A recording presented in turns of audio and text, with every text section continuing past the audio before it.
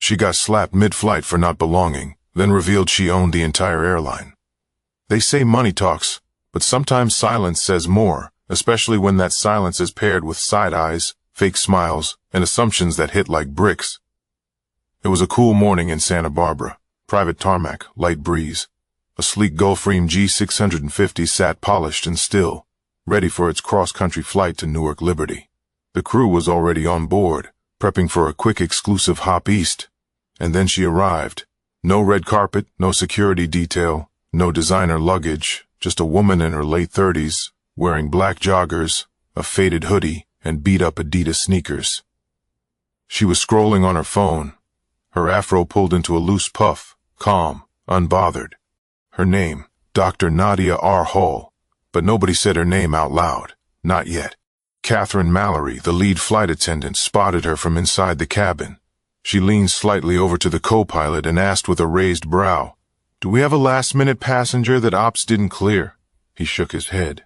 "Not that I know of." Nadia stepped into the plane like she'd done it 100 times before, not flashy, just familiar. Catherine was already halfway down the aisle to meet her. "Excuse me, ma'am," she said with a voice dipped in sugary authority. "This jet is reserved for a private charter." Nadia barely looked up from her phone. "I know." "I'm not sure you do," Catherine said, standing firm in the aisle. "This is Flight 221 to Newark, chartered by Meridian Lux Aviation for a confidential client." Nadia tucked her phone into her hoodie pocket and looked her in the eye. "I'm the client." Catherine didn't laugh, but you could see the smirk trying to escape. "Right. Do you have some kind of confirmation? Because I don't." "Hey, Catherine." Another flight attendant called from the galley. A younger guy, probably mid-20s. "She's on the manifest. Top of the list." Catherine froze, lips parting just slightly. "I see." Nadia walked past her slowly, not in a smug way, just like someone who's tired of this exact moment playing on repeat. She didn't say anything, but the air shifted. You could feel it. But Catherine wasn't done. She whispered to the other flight attendant, "Something's not right. There's no way she's who she says she is." But if Catherine had just sat down and done her job, this story would have ended right here. Instead, she made a choice. Catherine couldn't sit with it. She watched Nadia place her carry-on in the overhead, then sink into the cream leather seat like she owned the place, legs crossed, eyes back on her phone, minding her business. That bothered Catherine. The rest of the cabin was empty, minus a discreet older couple seated toward the back. Guests of the same charter, both heads and newspapers. The engines hadn't started yet. There was still time. Catherine straightened her skirt, took a breath, and approached again, this time leaning slightly over Nadia's seat. "Ma'am, I need to ask again," she said, voice flatter now, less sweet. "Do you have identification? I just want to verify something." Nadia looked up slowly. "Is there a reason I'm being asked twice when your colleague already confirmed I'm on the list?" Catherine didn't flinch. "Standard protocol. No, it's not." Nadia's tone wasn't raised, but it was sharp, precise. It cut the air clean in half. "I've flown Meridian Lux 12 times this year," she continued. "I don't remember standard protocol involving being interrogated while boarding my own plane." The younger attendant, whose name tag read Tony, called from the galley again. "Catherine, we're good. Everything's cleared. Ground team just confirmed. Let it go." But she didn't. She moved closer, voice lower. "Look, I'm trying to protect our clients. This plane is chartered under a high security clearance. We don't get people showing up in sweats and hoodies without it raising red flags." Nadia blinked. "So, the problem is my clothes." "I didn't say that. You didn't have to." There was a pause, and then Catherine took one more step. "I don't know who you think you are, but this kind of entitlement doesn't fly here. This is a professional environment." Nadia stood up now, eye to eye, taller than Catherine by maybe 2 in, calm, composed, but now fully present in the moment. "I didn't think I was anybody." "You did," she said. Tony stepped forward, finally placing himself between the two women. "Let's dial it back." "All right, we've got clearance.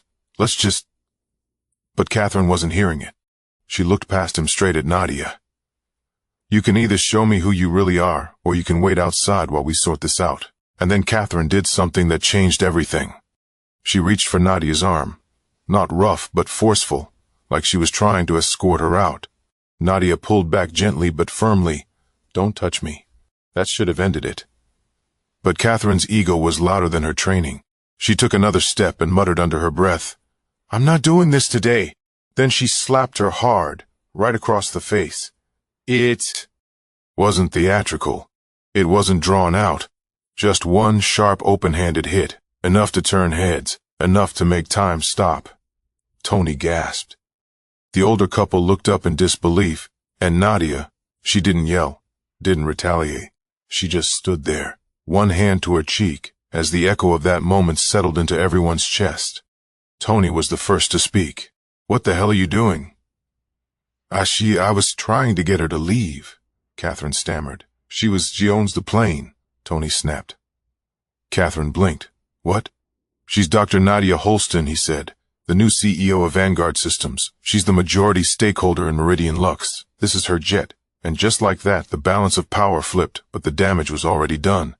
Catherine's face drained of color. The words hit her like turbulence she hadn't seen coming. "She's the CEO." Tony nodded slowly, still staring at her like he couldn't believe what just happened.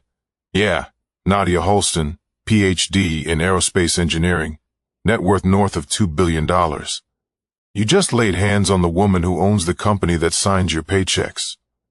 Catherine opened her mouth, but nothing came out. Nadia still hadn't moved. Her hand was down now. Her cheek was red, but her expression was unreadable, steady, distant, almost surgical, like a scientist taking notes on an emotional experiment she was no longer participating in. "You assaulted a passenger," Tony said, voice tight. "You assaulted the owner. You need to sit down right now." Catherine's eyes flicked around the cabin, looking for backup that wasn't coming. The older couple had gone back to pretending to read, but their hands trembled with every page turn. The CO pilot had come out quietly, standing near the cockpit door, arms crossed. Nadia turned and calmly walked back to her seat. She sat down slowly, smoothed her hoodie, and pulled her phone from her pocket again, not to call anyone, just to scroll. It was so ordinary it felt like whiplash. Tony leaned toward her, voice quiet. "Do you want to delay the flight? We can report it." "Escalate to no," Nadia said simply. "We're flying." Tony glanced toward Catherine. She should be removed. Nadia didn't look up. "No, let her stay." That surprised everyone. "You sure? She's going to sit on this flight like she didn't just make the biggest mistake of her career," Nadia said. "That'll be worse than any headline." Tony gave a tight nod. "Copy." The engines began to roar softly as the pilots started their pre-flight checks. Tony returned to the galley, his body stiff. Catherine stayed frozen near the front for a few seconds longer before she quietly took her jump seat.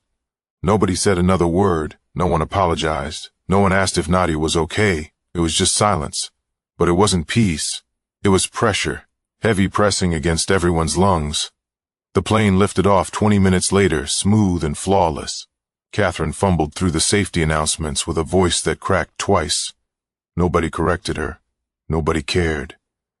Nadia sat, legs crossed, head tilted back against the headrest, eyes closed. Not asleep, just thinking.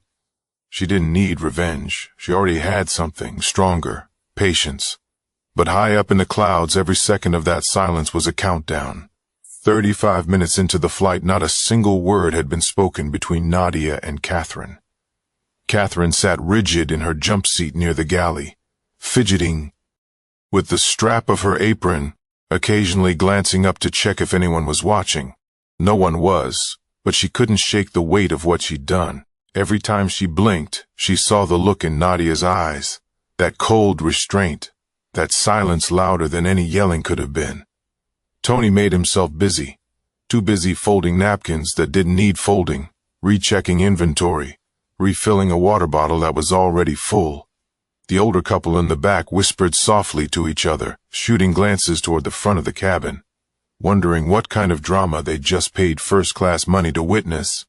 And Nadia, she was still. She hadn't moved much since takeoff.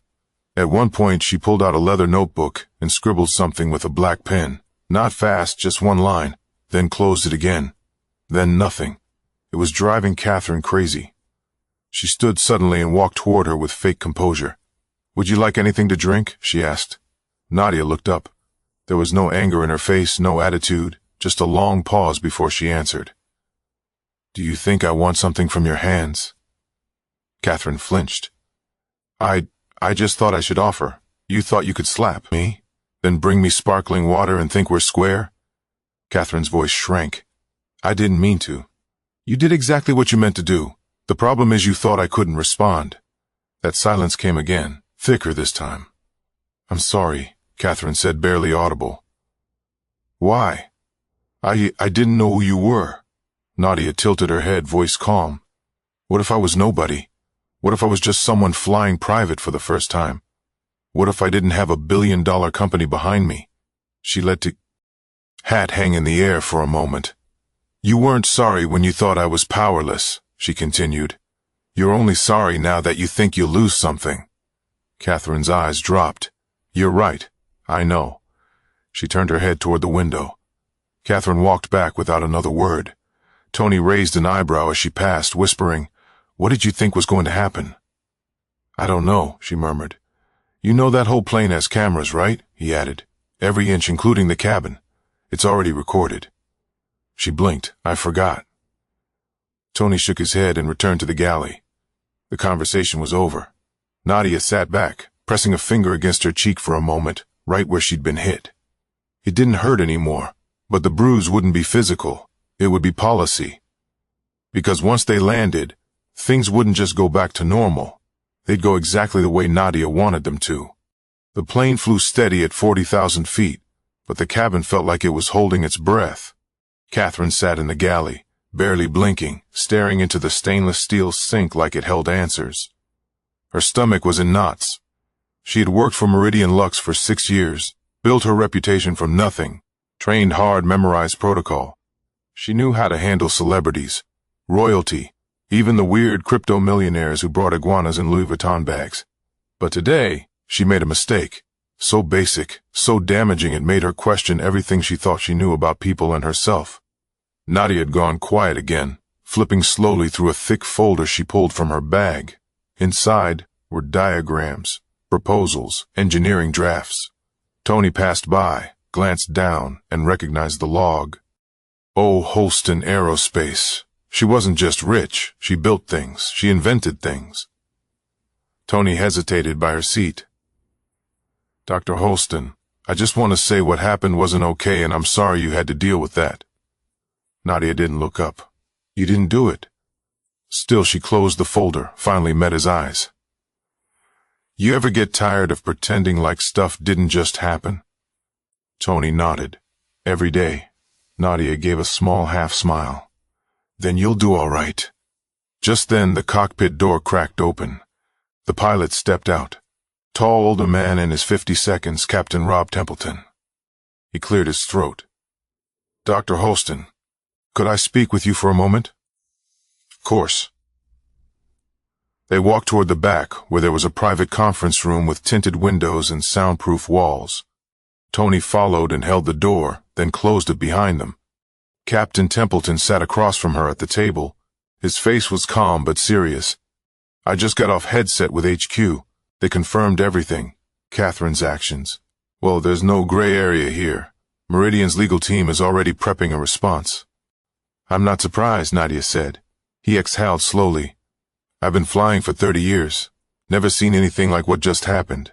We owe you a formal apology, and Catherine will be grounded the second we touch down." But Nadia leaned forward slightly. "That's not enough." Templeton looked at her carefully. "What are you asking for?" "I'm not just a passenger," she said. "I'm the majority shareholder now. I bought controlling interest in Meridian last quarter. This jet is registered to my holding company. That's not a footnote, that's structure." She placed the folder on the table. "This is what I was working on mid-flight. A new equity policy, comprehensive retraining, company-wide restructuring on internal bias, enforcement, transparency, and hiring oversight. I was planning to roll it out next quarter." Templeton sat straighter. "I think it's time we push it forward," she said. "Immediately. Immediately." He nodded. "You've got my support." "I know I do." Back in the cabin, Catherine stood up when she saw the conference room door open. She tried to look composed, but her eyes gave her away. She watched Nadia step back into the aisle. Captain Templeton followed behind her, face unreadable. Nadia walked past Catherine slowly. Didn't speak. But just before she returned to her seat, she paused, turned slightly, and said over her shoulder, "You don't know who you're talking to. That's the whole problem." Catherine didn't respond. Couldn't, because there was nothing left to say. But the silence had changed. Now it was waiting for landing, for fallout, for reckoning. The flight had 2 hours left, but for Catherine, it already felt like it was over. She didn't know if she should stand, sit, cry, or disappear. Her mind was spiraling, replaying the slap. The way Tony had looked at her, the stillness in Nadia's face. The captain hadn't said a word to her since he returned from the meeting. That scared her more than anything. She peeked toward the front of the cabin. Nadia was back to her folder, calm, focused, as if none of it had happened. Catherine finally stood up and walked over. "Dr. Holston." Nadia didn't respond. "I know you don't owe me anything, but can I say something, please?" Slowly, Nadia closed her folder and looked up. "I'm listening." Catherine stood with her hands clasped in front of her. "I messed up bad. And I don't have an excuse. I judged you. I treated you like you didn't belong, and I didn't even stop to question why I assumed that." Nadia stared at her for a moment, then nodded once slowly.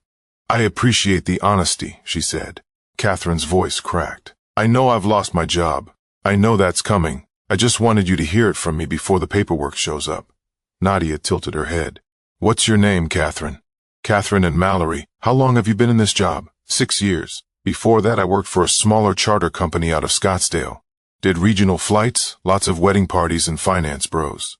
Nadia leaned back. "So, you've seen all kinds of people?" "Yes. And still, I walked on this plane in a hoodie and sneakers, and your first thought was that I didn't belong." Catherine looked down. "Yes." Nadia didn't raise her voice. She didn't lecture. She just looked her dead in the eyes and said, "You didn't just see me. You saw who you expected me to be." Catherine nodded. "I'll never make that mistake again." "You'll have time to prove that," Nadia said, and then turned back to her folder. Tony, watching from the side, stepped closer after Catherine walked away. He leaned in and whispered, "You're letting her keep the job." "No," Nadia said without looking up. "She'll be removed from flights and put on leave immediately." Tony waited. "But if she completes the full retraining program, owns her mistake publicly, and earns her way back through actions, not words, then maybe there's a future." Tony smirked. "That's fair. It's not about fairness, it's about accountability." Just then, the seatbelt sign chimed. The captain's voice came over the intercom. "Ladies and gentlemen, we'll begin our descent in about 20 minutes. Weather in Newark is partly cloudy, 64 degrees. Cabin crew, prepare for landing." As the crew scrambled to finish their final checks, Catherine sat back down and stared straight ahead. Not in fear now, but in reflection. Nadia stared out the window, watching the clouds part below. Some people get their lesson in silence. Others get it in front of a camera. But the ones who grow, they listen either way. And this wasn't the end. It was the beginning of what came next. The jet touched down at Newark Liberty just after 3:10 p.m. smooth landing. No applause, no relief, just quiet tension. On the tarmac, a black SUV waited near the private terminal. 2 security agents in plain clothes stood near the vehicle, scanning the scene, professional and calm. They weren't there for Nadia's protection. They were part of her team. Catherine unbuckled from her jump seat, feeling her knees shake slightly as she stood. She watched Nadia stand, gather her things, and move slowly toward the exit. No urgency, no rush, just deliberate calm. At the top of the stairs, just before stepping off the plane, Nadia paused. She turned back toward Catherine, who was still standing near the galley. "You have a voice," she said. "You work in a place most people never get access to. Use that position for more than just assumptions." Catherine opened her mouth to speak, but Nadia didn't wait. She walked down the stairs and into the SUV. The door closed. Gone. Tony looked over at Catherine, arms folded. "You okay?" "I don't know." He gave her a look. It's not about being okay. It's about what you do now. She nodded, biting her lip. Do you think I can fix this? Tony sighed. Depends. You trying to save your job or change who you are? Catherine didn't answer. Not right away. Back at the Meridian Lux headquarters in Parapony, Nadia walked straight from the SUV to the boardroom. 6 executives were already seated, shuffling papers, looking nervous. She dropped the folder on the table. Effective immediately, Catherine Mallory is off active duty. Put her into the mandatory realignment program. One exec spoke up. There could be PR fallout. We can spin this, say she misunderstood. Nadia cut him off. No spin, no press release, no cover-up. What happened is what happened. Another exec asked, should we prepare a media response? Nadia sat down at the head of the table. No, she said. We prepare new leadership standards. They went quiet. I don't care how uncomfortable it makes people. We don't change the culture here by hiding mistakes. We change it by holding the mirror up and saying, that's what we were, and here's who we're becoming.